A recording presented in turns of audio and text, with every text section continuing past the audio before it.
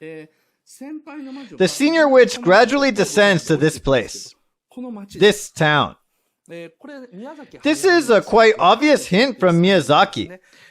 A small town with an oddly large amount of neon lights. And this center part, you see this? Just beneath the broom part, this windmill has red neon lights. This color is not randomly designated. The windmill is clearly designated to have red neon lights in the storyboard. There is only one place in this whole wide world with a windmill glittering in red neon lights. The windmill decorated with red neon lights exists in only one place. It's Moulin Rouge in Paris. Moulin Rouge, a cabaret in Paris, it has become quite a classy location nowadays. But in the 50s and 60s, when Miyazaki was in his youth, the place was just like Kabukicho. It was like Kabukicho for the world. So the town is a red light district like Kabukicho. Well, Miyazaki made the film for kids to enjoy it as a fantasy. But to we adults who took the kids to the theater, the mill with red neon lights sends quite an obvious message. Life is not that easy. That's the message from Miyazaki. It's also written in the storyboard. For this scene with the conversation with the senior witch, he wrote, "So easy to fool a country girl like Kiki." This note on the senior witch, "So easy to fool a country girl like Kiki," it's like an instruction to the animators. This detail impacts the nuance of the lines that the elder witch speaks. So we gradually understand why she's wearing piercings and other accessories. She says, "I started telling fortunes about love lately."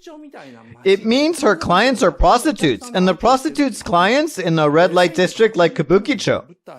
So, in this modern time, in 1989, a naive 13-year-old girl trying to make a living in the city alone faces such temptations and risk. That's what Miyazaki expressed in this scene. From the kids' point of view, they can relate to Kiki meeting this pretty senior witch who's doing okay, and get a little anxious thinking if she will be okay. But the adults are surprised to see where she's landing. We see what it takes for a girl to live in the city, so the scene is made to be interpretable both ways. Miyazaki really takes seriously the meaning of this naive 13-year-old girl leaving the countryside to live in the city and what kind of risk she might face. Now, this is Ghibli's textbook, which I refer to a lot. The most basic cited document for discussions regarding Miyazaki's works. This is something of an official document published from Ghibli itself. In page 74 of the book, quote, "This is not a fantasy about a witch from a made-up world. I'm depicting what women face in this modern society." This was Miyazaki's clearly stated resolution. Modern society, so it's not a story in Europe back in the 60s, it's now. This is what I have been talking about. The story Miyazaki was trying to tell was about a young girl coming to a big city from the countryside in Japan in 1989 during the bubble economy. She can use spells, so she can make it on her own. It's not this kind of happy story. I mean, we know that the movie has a happy ending, but there is a risk in what she's trying to do. For kids who want to see the happy fantasy stuff, such realistic details are only depicted in the image. Like this, the subtext is only explained by this image. This is what I meant by subtext only depicted by the image. So it's made to appropriately take the kids to the fantasy world. The audience is here good at fortune telling and telling fortune about love lately, but the image imparts a message less noticeable to kids. This pretty good looking senior witch, she just flies down to a nightlife spot, a red light district. She is shown descending there. I mean, it's like this senior witch is depicted to be falling very slowly. But Kiki can't see that and just looks up to her. That's what we see. And this senior witch tells Kiki, "Good luck to you." And Kiki cannot see what's behind the cheering words. Good luck to you. There is a meaning behind this casual word. It was her proud gesture, her word, "Good luck to you." Her tone is excited when she says she made it through a year, and she can almost go home. Well, life in this town was actually quite hard, and as a girl, she had to go through a lot. She won't show that. So in this scene, Kiki is like a schoolgirl meeting some lady who works in a hostess bar in Tokyo. Kiki is getting high on her Instagram photos, wanting to live like a celebrity without seeing the tough side of it. And just thinking it would be kind of cool to work in hostess bars, just fantasizing it. In Miyazaki's animated films, you see so many details and subtext explained through images and not with the characters' lines. Like the image of the Moulin Rouge I mentioned.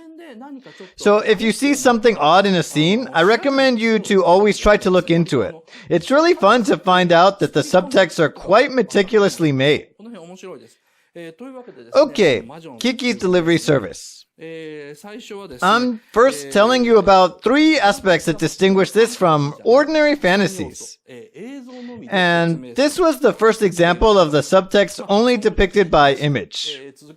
So let's move on to the second example.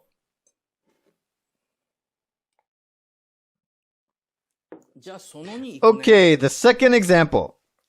Here you go.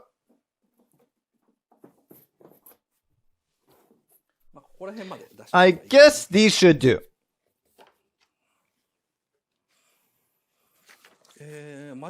Kiki's delivery service is, get your thoughts in order. 3 elements distinguishing Kiki's delivery service from normal fantasies. The subtext only depicted by image. There is another scene with such a subtext. This is the scene. This is Kiki's mom. Her name is Kokiri, and she is a witch. And this Kokiri, she has these flasks and graduated cylinders and droppers. She's making magic medicines with a procedure that looks like a science experiment. What I want you to realize is this. In this scene with Kokiri, here at the left end, there is this huge pot. It holds flowers, so it seems like a vase, but it's not. This also appears in other scenes with Kokiri. This huge pot is in every scene with Kokiri. It's positioned so that it's noticeable to the audience. When Kokiri is in the scene, there is the pot, like behind her, or just somewhere else. Wherever it is, the pot is shown somewhere relatively noticeable. This big pot, there is a specific word for describing this. It's not mentioned in the film, but it's called cauldron. The name of the pot derives from an epic scene in Shakespeare's work. This film, I bet only a few people saw this. The title is Black Cauldron, about 30 years ago. Tokyo Disneyland had an act called Cinderella Castle Mystery Tour. I joined the tour, so I remember it. I think the event was based on this Disney animation film Black Cauldron, released in 1985. A witch in the film uses a cauldron, the big pot, for preparing an evil potion. We know this typical image of witches. Boiling a potion in a pot, we see it in a lot of movies and manga. These images all originated from Act 4 in Macbeth by Shakespeare. In Act 4 of Macbeth, 3 witches boil potions in the cauldron in a cave. It contains rotten intestines, a poisonous frog, eye of a newt, and the liver of a Jewish person. All those weird things are boiled. There is a line that says, double, double, toil and trouble. And another line says, fire burn and cauldron bubble. This is the opening scene of Act 4. So, if a witch has a pot, people should immediately relate that with the cauldron in Shakespeare's Macbeth.